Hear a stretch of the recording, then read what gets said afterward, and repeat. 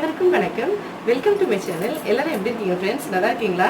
இன்னைக்கு ரொம்பவே ஃபேமஸான மும்பை ஸ்ட்ரீட் ஃபுட்டு ஒன்று எப்படி செய்யறதுன்னு சொல்லி பார்க்கலாம். நிறைய ஃப்ரெண்ட்ஸ் வந்து கமெண்ட் பண்ணியிருந்தாங்க, நார்த் இந்தியன் டிஷ்ஷஸ் அதுக்கப்புறம் ஸ்ட்ரீட் ஃபுட்லாம் அப்லோட் பண்ணுங்க சிஸ்டர்னு சொல்லி.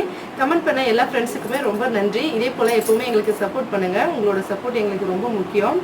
இப்போ வாங்க இது எப்படி செய்யறதுன்னு சொல்லி பார்க்கலாம். அதுக்கு முன்னாடி நம்மளோட இந்த சேனல் நீங்கள் இப்போ தான் ஃபஸ்ட் டைம் பார்க்குறீங்கன்னா மறக்காமல் சப்ஸ்கிரைப் பண்ணிக்கோங்க. அதோட பக்கத்தில் இருக்க பெல் பட்டனையும் ப்ரெஸ் பண்ணிக்கோங்க. இதனால் புதுசாக எப்போ வீடியோஸ் அப்லோட் பண்ணாலும் உடனே உங்களுக்கு ஒரு நோட்டிஃபிகேஷன் வந்துடும். நம்மளோட எல்லா வீடியோஸும் நீங்கள் மிஸ் பண்ணாமல் பார்க்கலாம். இதுக்கு முதல்ல வெள்ளை பட்டாணியை முதல்ல சுத்தமாக கழுவிட்டு அதுக்கப்புறம் ஒரு 4 மணி நேரம் தண்ணியில் போட்டு ஊற வச்சுருந்தேன். அதை ஒரு குக்கரில் சேர்த்துக்கலாம். 4 மணி நேரன்றது நீங்கள் ஓவர் நைட் கூட ஊற வச்சுக்கலாம். இப்போ நம்ம எந்த அளவுக்கு பட்டாணி சேர்த்துருக்கோன்னா 1 கப் பட்டாணி சேர்த்துருக்கோம் ஊற வச்சது. அதில் 1.5 கப் தண்ணி சேர்க்கலாம். நீங்கள் எந்த அளவு வேணால் எடுத்துக்கலாம். கிளாஸில் கூட ஒரு கிளாஸ் அளவுக்கு பட்டாணி எடுத்திங்கன்னா 1.5 கிளாஸ் தண்ணி எடுத்துக்கலாம்.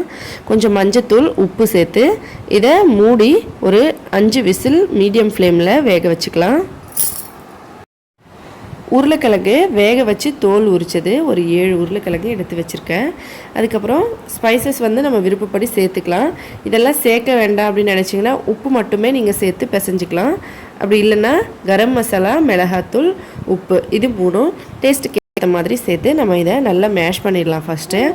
அதுக்கப்புறம் இந்த மசாலாவெல்லாம் சேர்த்து ஒன்றா மிக்ஸ் பண்ணிக்கலாம். இந்த மாதிரி நல்லா மேஷ் பண்ணிவிட்டு இதில் நம்ம ஸ்பைசஸ்லாம் சேர்த்துடலாம். இது எல்லாத்தையும் சேர்த்துட்டு நல்லா மிக்ஸ் பண்ணிவிட்டு கொஞ்சமாக கொத்தமல்லி தழையும் சேர்த்துக்கலாம் வாசனைக்காக. இந்த மாதிரி நல்லா மிக்ஸ் பண்ணிவிட்டு கையில் கொஞ்சமாக ஈரம் தொட்டுக்கிட்டு சின்ன சின்ன உருண்டையாக எடுத்து நம்ம தட்டி இதை எடுத்துக்கலாம். இந்த மாதிரி சின்ன சின்னதாக எடுத்தால் போதும். இது வந்து நம்ம டீப் ஃப்ரை பண்ண போகிறதில்ல, தவாவில் கொஞ்சமாக எண்ணெய் ஊற்றி தான் ஃப்ரை பண்ண போகிறோம். இது நல்ல மொறு மொறுன்னு இருக்கும் நம்ம இதை ஃப்ரை பண்ண அப்புறமா. இப்போ இந்த மாதிரி நல்ல சின்ன சின்ன ஷேப்பில் பண்ணி வச்சுக்கலாம் எல்லாத்தையும் ஃபஸ்ட்டு. நீங்கள் வந்து உருளைக்கிழங்கு எந்த அளவுக்கு வேணாலும் சேர்த்துக்கலாம். இது நான் எந்த அளவுக்கு செஞ்சுருக்கேனோ பட்டாணி, அதுக்கு இந்த அளவு உருளைக்கிழங்கு வந்து கரெக்டாக இருக்குது. இந்த மாதிரி நம்ம எல்லாத்தையும் ஷேப் பண்ணி வச்சுக்கலாம் ஃபஸ்ட்டு. அதுக்கப்புறமா நம்ம இதை பொரிச்சு எடுத்துக்கலாம். தவாவில் கூட நம்ம இதை கொஞ்சமாக எண்ணெய் ஊற்றி அப்படியே பொரிக்கலாம். நான் இங்கே கொஞ்சம் கடாயில் எண்ணெய் ஊற்றிருக்கேன். இதில் நான் ஒரு 3 பீஸாக போட்டு பொரிச்சு எடுக்க போகிறேன்.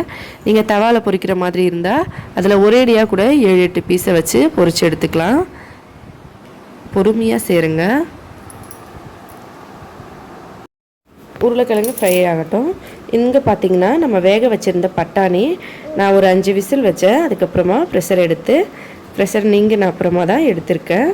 இப்போ பாருங்கள், இந்த மாதிரி நல்ல மேஷ் ஆகியிருக்கணும்.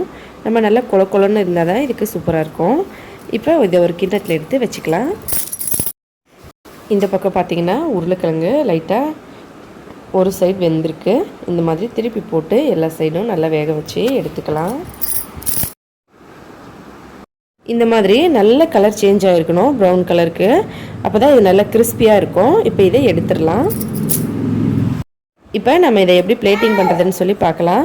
ஒரு பிளேட்டில் ஒரு 3 உருளைக்கிழங்கு பேட்டிஸ் வச்சுக்கலாம். அது மேலே இந்த மாதிரி நம்ம வேக வச்சு மேஷ் பண்ணி வச்சுருக்கோம் இல்லைங்களா, அந்த பட்டாணியை வச்சுக்கலாம். இந்த மாதிரி நல்லா சாஃப்டாக இருக்கணும் பட்டாணி. அதுக்கப்புறம் கொஞ்சம் கார சட்னி, அதுக்கப்புறம் ஸ்வீட் சட்னி. நம்ம சமோசா, பானிபூரிக்கெல்லாம் செய்வோம் இல்லைங்களா, அது. இது வந்து உங்களுக்கு எப்படி செய்யணும்னு தெரியாதுன்னா கமெண்ட்டில் சொல்லுங்கள், கண்டிப்பாக அப்லோட் பண்ணுறோம். அதுக்கப்புறம் கொஞ்சம் கொத்தமல்லி தழை, வெங்காயம் சின்ன சின்னதாக கட் பண்ணது சேர்த்துட்டு இதோட நம்ம மறுபடியும் வந்து இந்த பட்டாணி இருக்குது இல்லைங்களா, அதை கொஞ்சம் சேர்க்கணும். இந்த மாதிரி நம்ம ஒரு 2-3 தடவை பட்டாணி, அதுக்கப்புறம் வெங்காயம், கொத்தமல்லி தழை, பச்சை மிளகாய் இந்த மாதிரி நம்ம சேர்த்துக்கணும் நம்மளோட விருப்பப்படி. அதோட இந்த சட்னியும் கொஞ்சம் நடுவில் மிக்ஸ் பண்ணிக்கணும். அவ்வளோதான்.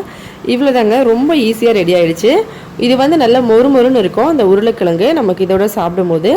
இல்லை உங்களுக்கு இன்னுமே கிறிஸ்பியாக இருந்தால் பிடிக்கும் அப்படின்னு நினச்சிங்கன்னா நம்ம சேவ் மிச்சர் வந்து கொஞ்சமாக இது மேலே தூவிட்டும் சாப்பிட்டுக்கலாம்.